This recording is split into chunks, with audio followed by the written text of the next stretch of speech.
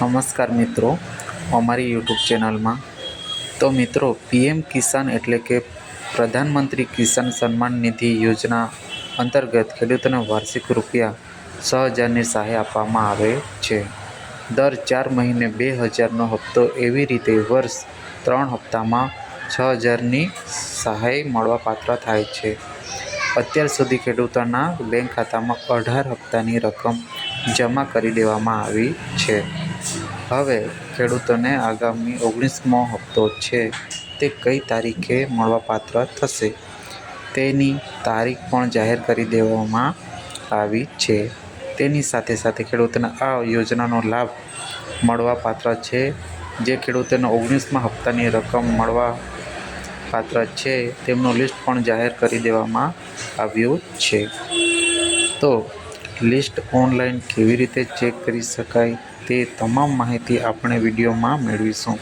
પરંતુ તે પહેલાં વિડીયો ગમે તો લાઈક અને શેર કરી દેજો. ચેનલમાં નવા હોય તો ચેનલને સબસ્ક્રાઈબ કરી દેજો.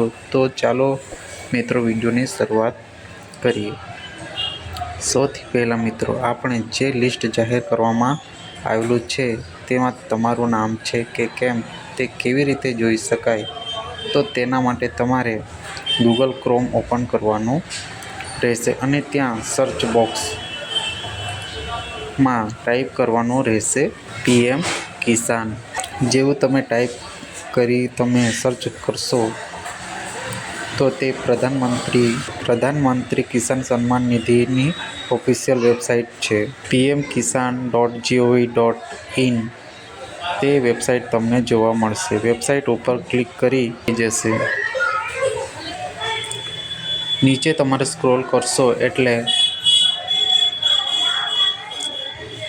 હોમ કોર્નર છે તેમાં તમને અલગ અલગ ઓપ્શન જોવા મળશે. તમને બેનિફિશિયરી લિસ્ટનો એક ઓપ્શન જોવા મળશે.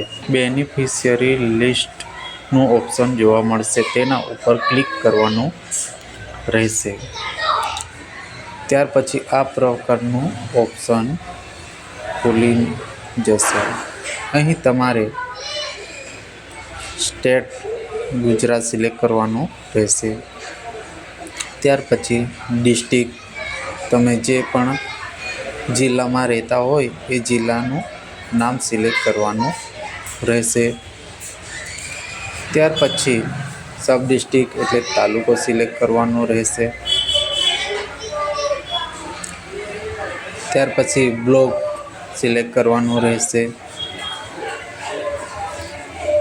પછી પંચાયત સિલેક્ટ કરવાનું રહેશે. ત્યાર પછી ગેટ રિપોર્ટ ઉપર ક્લિક કરવાનું રહેશે. અહીં બેનિફિશિયરી લિસ્ટ ઓપન થઈને આવી જશે. લિસ્ટમાં નામ હશે તો આગામી 19મો હપ્તો તમને મળવાપાત્ર છે. મિત્રો, અહીં તમે જોઈ શકો છો કે આ પ્રકારનું લિસ્ટ ઓપન થઈને આવશે. એમાં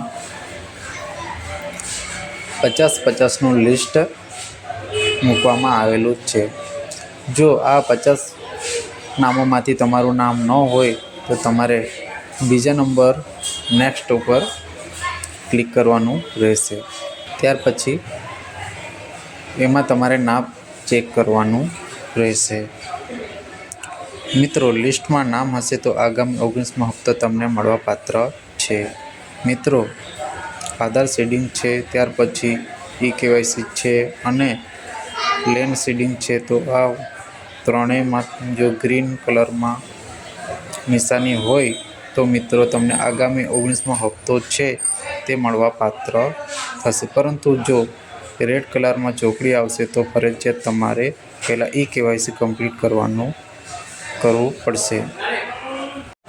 મિત્રો, તમારું સ્ટેટસ ચેક કરવા માટે તમારે ફરીથી હોમ પેજ પર આવી જવાનું રહેશે. અહીં તમને જોવા મળશે નો યોર સ્ટેટસ, એના ઉપર ક્લિક કરવાનું રહેશે. ત્યાર પછી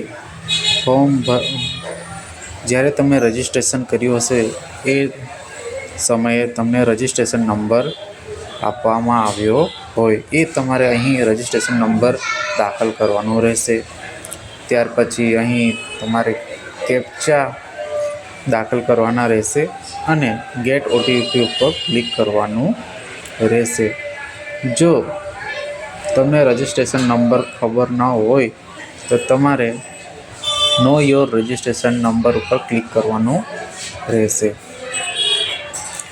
ત્યાર પછી રજિસ્ટ્રેશન કરતી વખતે મોબાઈલ નંબર જે તમે મોબાઈલ નંબર આપેલો હોય એ મોબાઈલ નંબર અથવા આધાર કાર્ડ નંબર આપીને તમે સર્ચ કરી શકો છો. તો આપણે મોબાઈલ નંબરથી કરીએ. અહીં તમારે મોબાઈલ નંબર દાખલ કરવાનો રહેશે. ત્યાર પછી કેપ્ચા અહીં એન્ટર કરવાના રહેશે અને ગેટ મોબાઈલ ઓટીપી ઉપર ક્લિક કરવાનું રહેશે. જે રીતે તમે ગેટ મોબાઈલ ઓટીપી ઉપર ક્લિક કરશો તો તમારા મોબાઈલ ઉપર એક ઓટીપી આવશે. એ તમે ઓટીપી દાખલ કરીને તમે રજિસ્ટ્રેશન નંબર મેળવી શકો છો. મિત્રો, જો લિસ્ટમાં નામ હશે તો આગામી 19મો હપ્તો તમને મળવાપાત્ર છે. મિત્રો, આધાર સીડિંગ છે, ત્યાર પછી ઈ-કેવાયસી છે અને લેન્ડ સીડિંગ છે. તો આ ત્રણેયમાં જો ગ્રીન કલરમાં નિશાની હોય તો મિત્રો તમને આગામી 19મો હપ્તો છે તે મળવાપાત્ર થશે. પરંતુ જો રેડ કલરમાં ચોકડી આવશે તો ફરજિયાત તમારે પહેલાં ઈ-કેવાયસી કમ્પ્લીટ કરવું પડશે. તો ઈ-કેવાયસી કરવા માટે તમારે ફરીથી પાછું હોમ પેજમાં આવી જવાનું રહેશે અને ઈ-કેવાયસી નામનું ઓપ્શન પર ક્લિક કરવાનું રહેશે. અહીં તમારે આધાર કાર્ડ નંબર દાખલ કરીને સર્ચ કરવાનું રહેશે. ખેડૂતોને જે 19મો હપ્તો મળવાપાત્ર છે તે ક્યારે મળવાપાત્ર થશે તો 24 ફેબ્રુઆરી 2025ના રોજ અને ત્યાંથી ખેડૂતોના બેંક ખાતામાં 19મા હપ્તાની રકમ છે તે જમા કરવામાં આવશે. તો આશા રાખું છું વિડીયો પસંદ આવ્યો હશે. વિડીયો પસંદ આવ્યો હોય તો લાઈક શેર કરી દેજો અને ચેનલમાં નવા હોય તો ચેનલને સબસ્ક્રાઈબ કરી દેજો. ફરી મળીશું એક નવા વિડીયોમાં. ત્યાં સુધી ધન્યવાદ.